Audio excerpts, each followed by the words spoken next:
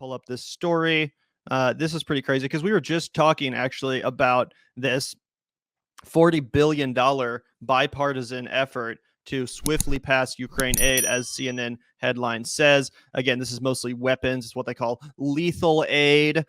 So again, most of this money is not actually going to Ukrainian people in the form of food or supplies or anything like that. No, it's mostly going right into the pockets of the defense contractors. Yeah, it's not going to the Ukrainians at all.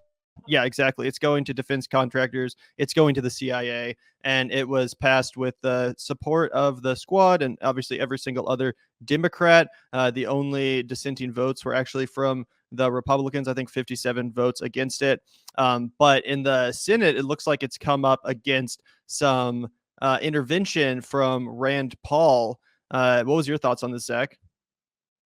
Well, this is like a weird time, right? Because there's two things where we have to give Rand Paul a pat on the back when we talk about him for just this week. And like I said, Rand Paul is not a man that typically has what I would consider politics that 100% align with mine, though I will say, to give him credit, out of any Republican in the Senate, I think he's the most consistent on standing true on his own 2 feet for what he actually believes in or for his values. Or his donors' values, right? Depending on how cynical you are. But the man stands on his fucking ground. He's happy to work, to sponsor a bill in the Senate that maybe Ro Khanna has sponsored in the House, to quash the U.S. selling arms to Saudi Arabia. Of course, Ro Khanna changed his tune as soon as there was a Democrat in the White House. And we've seen, fair and square, Ro Khanna, Rand Paul has not changed his tune, right? Despite the fact that, now, when Trump was in office, he was opposed to this. When Biden was in office, he's opposed to this. He's not playing for teams. And I was just really bummed to find that Bernie Sanders wasn't also willing to jump in the cage and say, I'm also going to put my foot down too, because I don't like it as a leftist, right? As somebody who has mammoth disagreements with some of Rand Paul's other policies, though him and I find ourselves in lockstep here for the most part. I don't want the right to be able to claim this anti-war positioning, right? I think that this is something that the left has to articulate, that we are also, always going to firmly oppose, basically lining the coffers of these military contractors, these weapons manufacturers, etc., and that we're going to be on the side of de-escalation, that we're going to be on the side of diplomacy, of governance. And as Gavin made the point on our call-in the other day, obviously because Gavin and I oppose escalation of the tensions and war in Ukraine, people will say, oh, you're so callous, like you don't care about the people of Ukraine. Oh, if this was your country, you would be singing a different tune. It's like Gavin and I would have no problem if they were sending hot meals and blankets and formula is in short is the world line, but you know what I mean? All kinds of these things, human aid elements, right? Just like I want the United States to provide those things for our people. I wouldn't have a problem with us spending some of our massive GDP as the richest country in the world, providing aid to other countries that need it. Of course I wouldn't. I'm a socialist. Like we were talking about in the call-in, for example, when there's a hurricane in Haiti, we give them millions and millions of dollars of aid. This is pretty normal, and I'm not opposed to that. If there's a humanitarian crisis going on in another country, I'm okay with helping out. I'm just not okay with funneling $40 billion of taxpayer money right into the coffers of the defense contractors who are just enriching themselves based off of the suffering going on in Ukraine. Yeah, 100%. And so I guess my big takeaway from this is, like, one, you have to give credit to Rand Paul because he is consistent, right? I think he is probably the only Republican that is so consistent on, his anti-war positioning, his non-interventionist positioning. So I think it must be said that a lot of the other people who are making these cases are often frauds, but I think you could consistently rely on somebody like Rand Paul to oppose in escalating, with another nuclear armed power through a proxy war in Ukraine. And it bums me out that we don't get to see Bernie Sanders up here talking about how ridiculous this is, how ludicrous this is. I mean, Barbara Lee voted to send $40 billion in lethal aid to Ukraine. Like, what is happening, right? Like, our fighters are dissipating, it seems like. And it's, you have to point out, like, who is actually fighting this? And it's like, well, in this instance, it's literally only Rand Paul, who's a scumbag that didn't want to take care of 9/11 first responders. But in this instance, he's making the right call, and we're going to have to fucking, swallow our pride and choke on the rind and tell you about another time that, that just this past week that was also based. But yeah, what was your reaction to this guy? Yeah, pull up that video, by the way, of him going off on the disinformation board, because that's an interesting video I want to play too, Zach.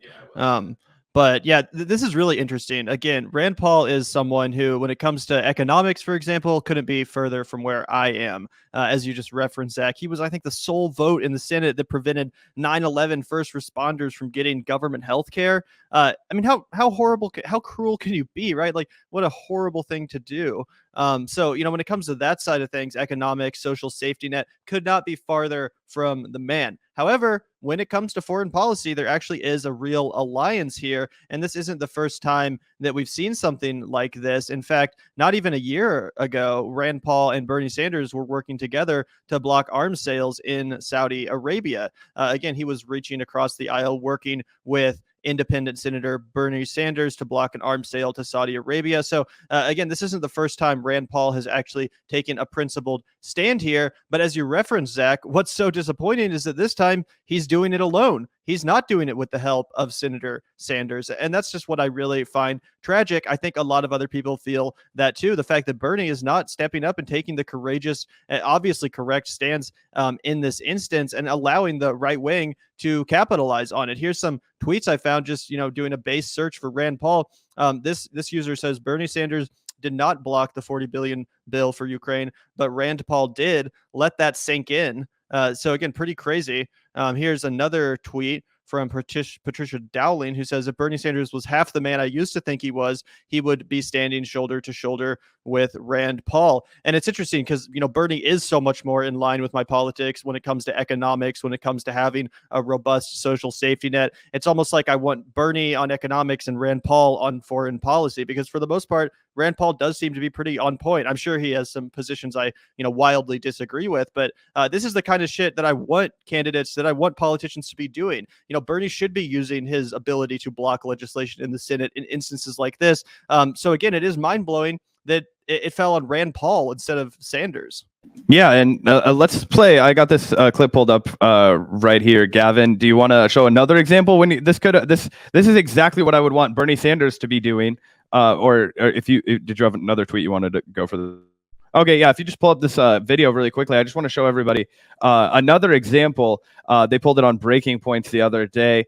Let's just watch this really quickly, and then I want to talk about it for a second, because again, it's so embarrassing that it's only Rand Paul that is making this case, because then it's going to be so much easier for the political establishment to just be like, look, it's just this wackadoodle Rand Paul, the son of Ron Paul, that other wackadoodle that we smeared. And yeah, sometimes Rand Paul is wackadoodle, but on this instance, he's correct. And that's why I don't, that's why I'm bummed that there isn't, somebody like Bernie Sanders or just literally anybody at all that is, standing side by side and being like, yes, you are doing the right thing. But let's watch this, because it's honestly, like, I never thought I would say this, but it's pretty basic. Do we have policies? Do we have guardrails?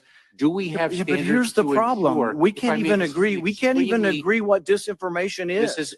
You can't even agree that it was disinformation, that the Russians fed information to the Steele dossier. If you can't agree to that, how are we ever going to come to an agreement on what is disinformation so you can police it on social media? I think you've got no idea what disinformation is, and I don't think the government's capable of it. Do you know who the greatest propagator of disinformation in the history of the world is? The U.S. government. Are you familiar with McNamara, the Pentagon Papers? Are you familiar with George W. Bush and the weapons of mass destruction? Are you familiar with Iran-Contra? I mean, think of all the debates and disputes we've had over the last 50 years in our country.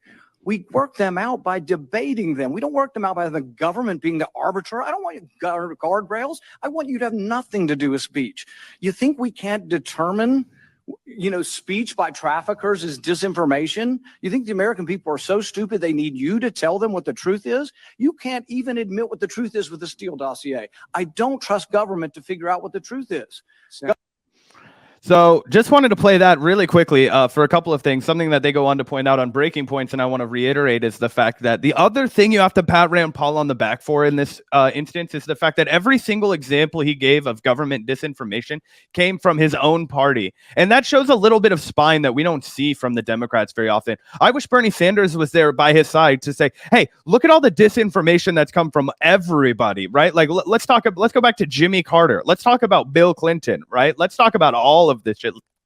Let's talk about Barack Obama, right? And really complete that circle. That way, nobody watching this can deny both of the major parties' complicity in the failure of ever trying to, control the regulate information, right? The so-called Ministry of Truth, as it's been dubbed by so many people online, and I think correctly, right? Because it evokes the kind of fear that we should all be feeling. And so I just thought, one, we need to have more leftists that are out here speaking out like this, because that message that Rand Paul just made, that resonates so hard with the American people. And somebody made a comment earlier about how Gavin and I are in middle America, so we can speak to that. Middle Americans feel so much more similarly to Rand Paul than any of the messaging about how, oh, well, we should take these people. Like, no, people people feel exactly like Rand Paul does on this instance so much. And if we give this issue away to the right, it is going to be an enormous weapon for them, because they're actually going to be correct for once. And that is something that the left can't even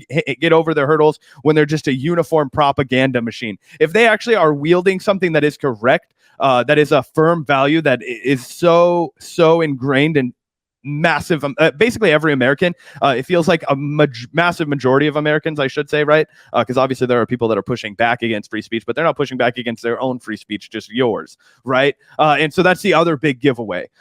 So if we let the right wing dominate this discussion, if we let them take this as their cardinal issue, the left is going to fuck themselves for another 2 decades, and then we're all going to die from climate change. So this is important shit to talk about, in my opinion.